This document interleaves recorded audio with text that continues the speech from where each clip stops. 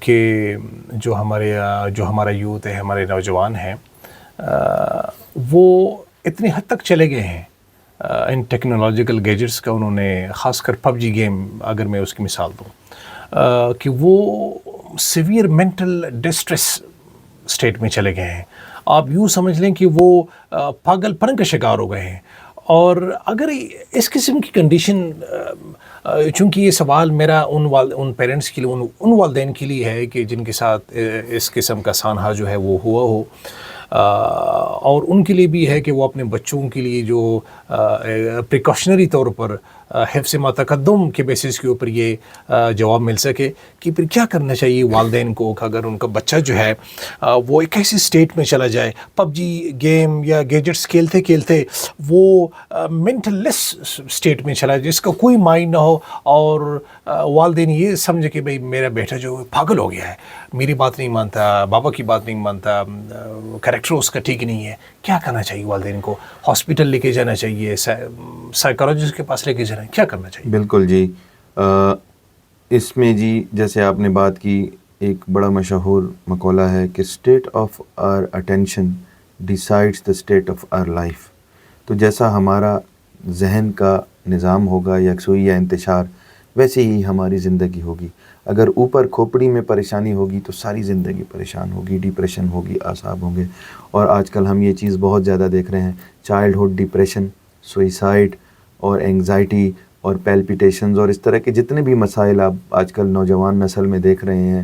کسی کا ہاضمہ ٹھیک نہیں، کسی کا دماغ ٹھیک نہیں، کسی کو نیند نہیں آ رہی، کوئی بہت جھگڑالو، کوئی بہت لڑنے والا، کوئی جو ہے تو سبقوں میں کم، کسی کو پریشانی ہے، کوئی سارا دن رونے والا، کوئی ذہنی دباؤ کا شکار.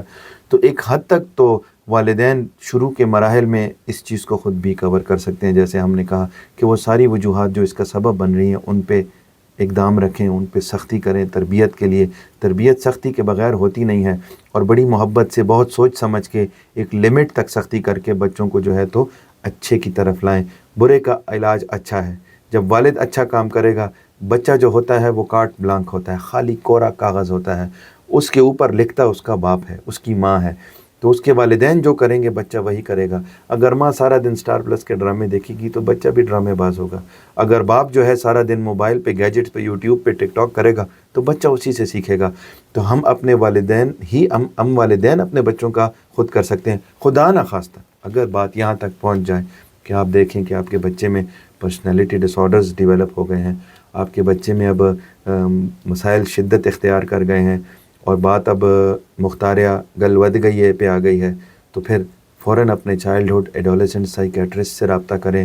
بدقسمتی سے ہمارے کے پی میں تو اس وقت کوئی بھی نہیں ہے چائلڈہڈ ایڈولسنٹ سائیکیٹرسٹ.